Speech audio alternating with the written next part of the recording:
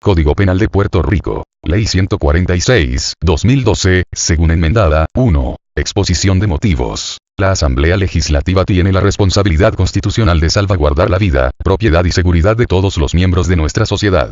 En cumplimiento de dicha responsabilidad constitucional, corresponde tomar las medidas necesarias para prevenir, controlar y reducir la incidencia de la actividad criminal. La formulación de leyes penales es un proceso continuo que obedece a las condiciones sociales en determinado momento histórico. Según expresan las teorías de legislación penal, todo código penal debe ser el reflejo diáfano y genuino de los valores de la sociedad para la cual se legisla. Debe ser realista, acorde con los tiempos que se viven y lo suficientemente abarcador y flexible como para que se proyecte hacia un futuro previsible. Debe, además, ser susceptible de ajuste para atemperarlo a las situaciones cambiantes, según éstas suceden. Conforme fue reconocido en la Reforma Penal de 1974, el Código Penal no puede estar al servicio de minorías en la sociedad ni obedecer a los caprichos personales o individuales de unos y otros. Tiene que ineludiblemente responder al consenso de todos los sectores y de todos los intereses, interpretados en la forma más amplia y coherente posible. Mediante la aprobación de la Ley 149, 2004, según enmendada, se estableció en nuestra jurisdicción un nuevo Código Penal. Esta nueva legislación derogó el Código Penal de 1974. Aun cuando se reconoció el incalculable valor de este último y que el mismo fue el resultado de varias décadas de análisis por múltiples estudiosos de la materia, fueron motivos para su derogación que el mismo no logró establecer una base criminológica precisa y articulada, dejó de incorporar tendencias penológicas de la época, y mantuvo disposiciones que se habían insertado en nuestro ordenamiento legal provenientes del extranjero en conflicto con nuestra tradición y cultura jurídica. Véase, exposición de motivos, Ley Núm. 149 de 18 de junio de 2004. Asimismo, fue señalado como lo más preocupante y, por consiguiente, motivo adicional para su derogación, que el Código Penal de 1974 establecía penas que no eran reales, que no guardaban proporción con la severidad relativa de los delitos, y la diferencia abismal entre la pena impuesta al convicto y la pena que realmente se cumple. Id. Así pues, fue aprobado el Código Penal de 2004, cuya aspiración fue prevenir individualmente la comisión de delitos mediante la reinserción social del confinado al alcanzar su rehabilitación y que sirviera de instrumento de prevención general mediante la afirmación de nuestros valores. Id. Se reconoce que el Código Penal de 2004 fue un esfuerzo legítimo para reformular nuestro ordenamiento jurídico penal. Sin embargo, se reconoció, incluso por la misma Asamblea Legislativa que aprobó la Ley 149, 2004, que dicha legislación, desde sus inicios tuvo deficiencias. Ello ameritó, por ejemplo, la promulgación inmediata de la Ley 338, 2004, la cual atendió las penas impuestas en delitos contra la persona, creándose así una nueva modalidad al delito grave de segundo grado severo, aumentando las penas de reclusión impuestas por dicha conducta según tipificada.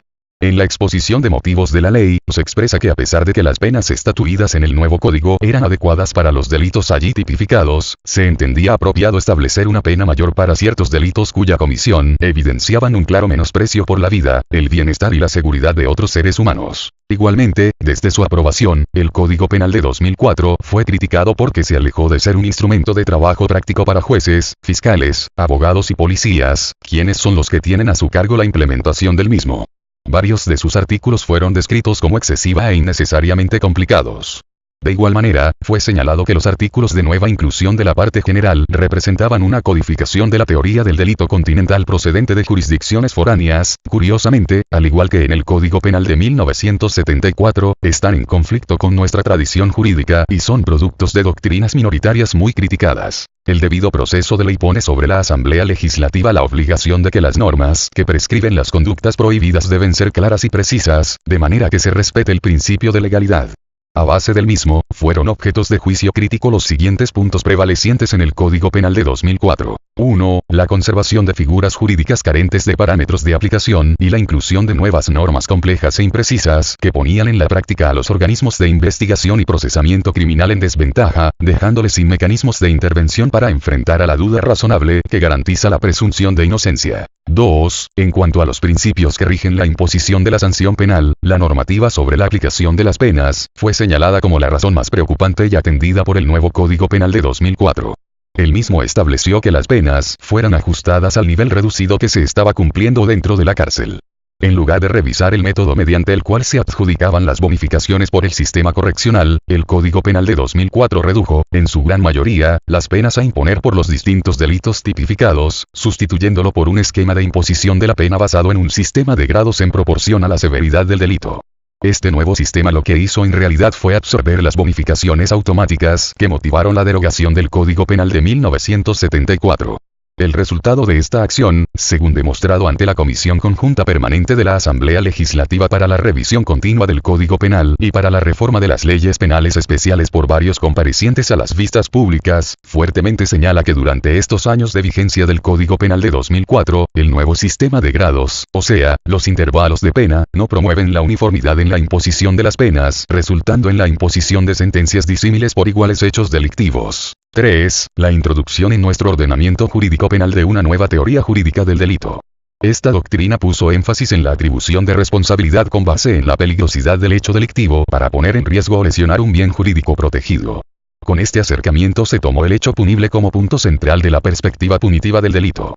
Esta doctrina contrasta con la que estuvo vigente hasta el 2004, la cual tiene como punto de enfoque el principio de subjetividad que fundamenta las bases de responsabilidad sobre la conciencia de la ilegalidad y la voluntad individual de incurrir en conducta delictiva. Es un principio reconocido en el ámbito criminológico que un cambio súbito en la ideología y la dogmática que permea la teoría jurídica del delito conlleva alteraciones prácticas que inciden sobre la administración de la política pública gubernamental.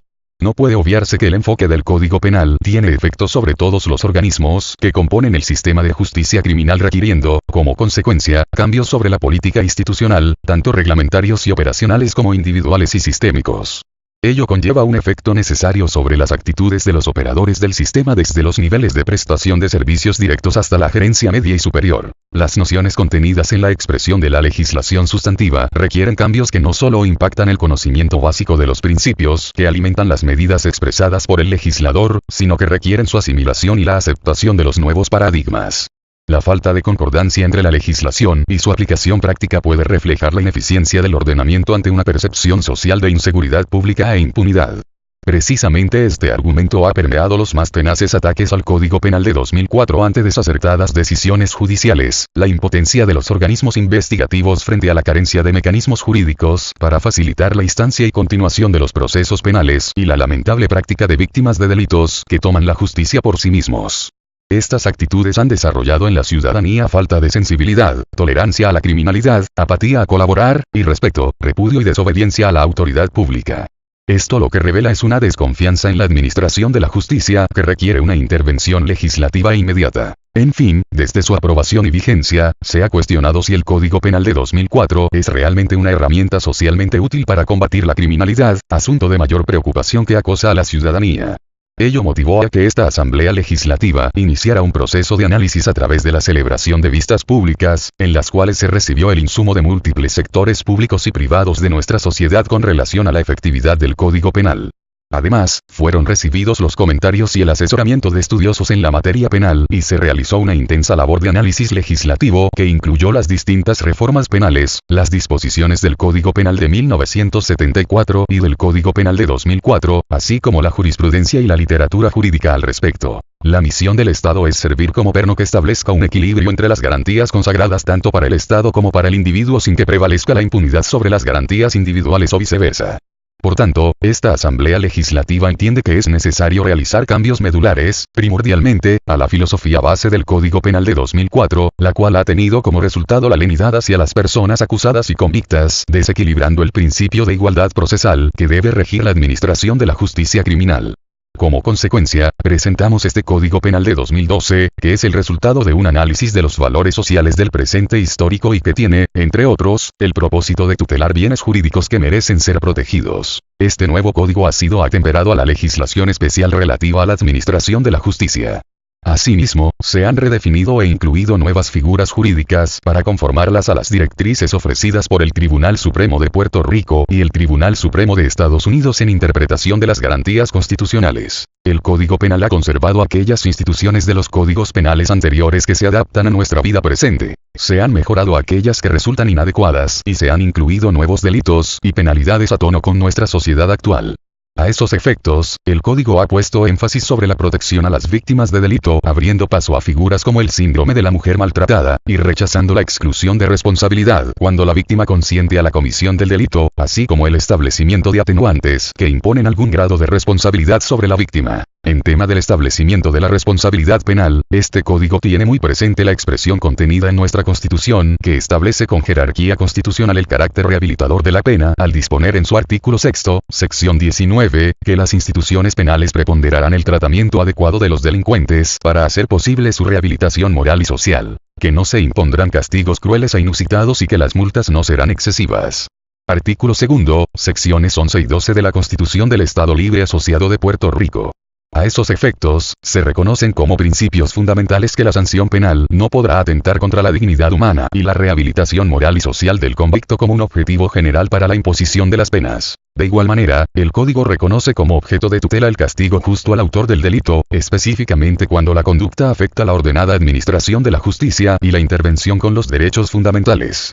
El Código pone especial atención en velar por la confianza pública, imponiendo sobre los funcionarios o empleados públicos la obligación de probidad en el cumplimiento del deber y la destitución de su cargo o empleo como pena cuando infrinja la ley en el desempeño de las funciones públicas. En conclusión, el esfuerzo que se presenta mediante esta medida legislativa, representa la inclusión del trabajo de años de estudios y análisis, así como la colaboración y el insumo de múltiples especialistas, estudiosos e interesados en la materia, incluyendo agencias del gobierno de Puerto Rico y entidades tales, como el Departamento de Justicia y la Sociedad para la Asistencia Legal, cuya experiencia en el trámite de asuntos penales en nuestros tribunales de justicia y colaboración, ha sido invaluable durante el análisis de esta legislación.